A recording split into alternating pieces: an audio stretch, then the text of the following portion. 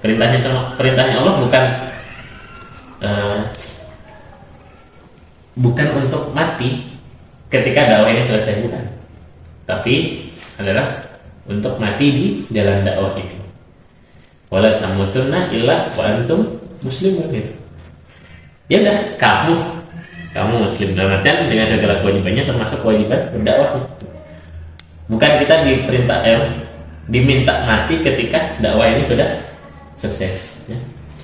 Pun mungkin dengan kondisi kita, negara kita yang mungkin teman-teman kayak gini, ya kita berjuang mengupayakan apa yang terbaik yang kita pahami. Urusan hasilnya mah terserah Gusti Allah gitu ya. Apakah para ulama yang dulu, yang mungkin nggak usah jauh-jauh lah, mungkin tahun berapa itu revolusi hijab 90-an zaman dulu ya, tahu mungkin ibu-ibu kita ada yang dulu itu anak perempuan nah, mau pakai kerudung aja pun sekolah madrasah aliyah itu nggak pakai kerudung dulu, tahu ya? Atau yang pakai kerudung, foto ijazahnya pasti suruh lepas. Ibu saya termasuk, ibu saya dulu kan itu sama. Atau minimal, masih ingat gak ada zaman foto di mana minimal telinganya suruh ngeliatin? Nggak tahu? Nggak tahu? Ada? Oke, boleh pakai kerudung, tapi telinganya suruh kelihatan. Kita sekarang mungkin aneh ya, kayak nggak percaya orang kayak nggak percaya muridnya punya telinga gitu. Cuma ada, serius ada yang seperti itu. Jadi memang prosesnya panjang gitu. Dulu yang mengawali teman-teman di ITB, di IPB Bandung, di Jawa Timur juga ada, Jawa Tengah juga ada, sampai mungkin dulu ada puisinya terkenal tuh Cak Nun MH Ainun Najib itu Lautan Jilbab.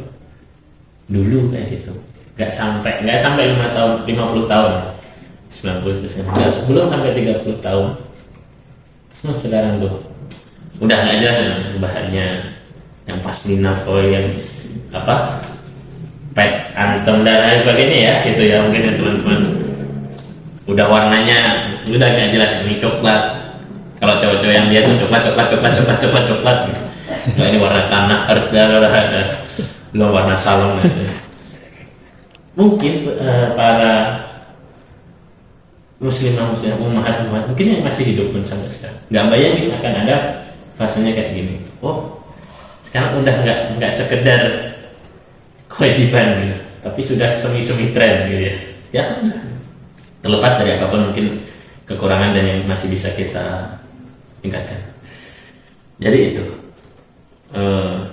yang penting kita lakukan ini. Perintahnya Allah, kita nanti di jalan dakwah itu dengan cara yang baik. Udah, gimana pun caranya.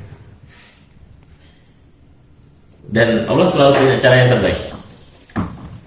Jangan harap selalu harus saya. Contoh kayak, saya punya pengalaman di kuliahan. Ada seorang teman namanya Vina, bukan Vina ya. Ada dia Kristen. Kita kan beranggapan mungkin Allah kasih jalan hidayah itu dari yang semua berdakwah dari anak-anak rohis ya, atau saya ingat justru yang jadi wasilahnya dia masuk Islam itu temannya yang bukan anak rohis, ya pokoknya hobinya jalan-jalan gitu, ya kajian sekali sebenarnya gitu. Padahal kita nggak ada jadi gimana. Justru dengan wasilah itu masuk dan kita ngomong ya udah, hidayah itu punya yang bisa Allah ya. Bukan cuma sekedar ngajak teman masuk Islam, pun dengan ngajak teman jadi lebih baik sebagainya. Itu hak Allah, siapapun yang Allah pilih untuk dapat bagian untuk berdakwah gitu. Ya udah, yang penting tujuannya sama. Makanya sebenarnya kalau kita sama-sama menyadari itu, pun nanti jadi tokoh masing-masing teman-teman di masyarakat, entah bahwa kita nggak akan pernah tahu 10 tahun lagi jadi apa ya. Ingat kata-katanya. Jadi ada yang bilang cemburunya dan ini kita sebagai murid juga harus paham, cemburunya para ulama dengan ulama yang lain, kalau nggak diatur dengan baik, itu melebihi cemburunya kambing jantan. Istilah, tapi ini yang bilang juga ulama. Dalam arti gimana? Ya gitu, godaannya kalau kita sudah jadi tokoh, kita sudah punya pengikut, pun beberapa pun pengikutnya, godaannya kayak gitu. Muridnya ngaji ke gurunya yang lain gitu, godaannya gitu. Setan mah gantian, godaannya gitu. Jadi komoditas sebenarnya. Dan itu yang harus diatur. Jadi seiring nanti teman-teman punya posisi yang lain, punya peran yang lain, ya ujiannya akan lain. Jadi guru, muridnya lebih senang sama guru yang itu godaan, itu setannya mah mainnya. Meskipun godaannya setan lemah, inna kaida syaitani kana dha'ifa, tapi dia berpengalaman sekian ratus ribu tahun ya. Jadi dia tahu cara kecil-kecil ya, jadi begitu. Jadi kita harus sadar, oh saya dapat ini, mungkin godaannya ini ya sudah. Ketika udah muncul ya diam dulu. Kalau emang susah mana ya, diam dulu. Cari fase untuk kontemplasi. Oke, kembali kita ke sirah. Nah, di masa masyarakat Mekah yang kacau balau kayak gini, bener ya, tulisannya sangat mudah terbaca. Nah, Rasul apa yang dilakukan dengan gelar al-amin beliau, orang yang terpercaya,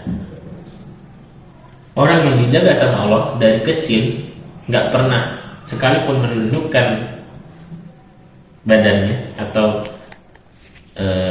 memberikan penghormatan kepada berhala-berhala. Dan gak cuma Rasul, ada beberapa orang termasuk Sayyidina Abu Bakar, ada teman-teman yang juga yang sama Allah dijaga. Karena orang-orang itu mengupayakan, ini ada yang salah nih, tapi saya nggak tahu gitu, nggak tahu harus ikut yang mana, tapi dia tahu ada yang salah, atau dia mengupayakan itu ikut ajarannya Nabi Ibrahim yang Hanif, agama Hanif. Nah, ya sudah, itu dijaga sama Allah. Ini nggak pernah. Bahkan ada cerita ketika beliau kecil diajak sama kakeknya, karena kakeknya pimpinan kaum Quraisy, untuk hadir di apa ya kalau sekarang pasar malam gitu. Pasar malam ada berhala-berhalanya gitu. Ya, beliau dan ada musik-musik gak jelas aja. Iya dah. Kalau sekarang mungkin sontor. Ya, beliau sama Allah ditidurkan. Ngantuk banget. Pengen gitu. Ketika sudah beliau menyatakan saat itu beliau sudah pengen, Nabi Muhammad kecil pengen lihat itu sebenarnya, pengen lihat pertunjukan. Tapi nggak tahu sama Allah diatur sengantuk itu, akhirnya ya udah ngantuk, bangun-bangun udah bubar saja gitu. Nah, beliau dengan segala kondisinya memilih, akhirnya menyadari bahwa ada yang salah dengan masyarakat ini. Nah, kalau bahasa sekarang beliau memilih ini, di bahasa sekarang ya, zoom out. Jadi beliau memilih, tapi apa yang salah? Saya nggak tahu. Beliau memilih menjauh dari masyarakat. Tentu nggak menghilang gitu ya. Tapi bahasanya bertahan, menyendiri yang tujuannya untuk mencari ilham, mencari wangsit ya. Ya intinya menyendiri, dan dipilihlah di mana beliau menyendirinya, yang akhirnya menerima wahyu itu di Gua Hiro. Di Gua Hiro, kenapa dipilih? Nah, di Bukit Sur. Kenapa dipilih itu? Karena dari titik itu beliau bisa lihat kota Mekah hampir secara keseluruhan. Oleh di sini dimalikin aja dan Banjar atas kayak juga sih. Ya dari Pemancar kayak gitu. Dari situ Mustika. Nah.